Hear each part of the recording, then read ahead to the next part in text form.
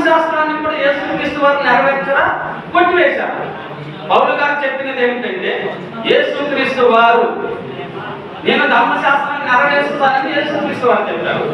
కానీ 2 కొరింథీ 3:14 చూసినట్లయితే అక్కడ ధర్మశాస్త్రము కొట్టివేయబడింది.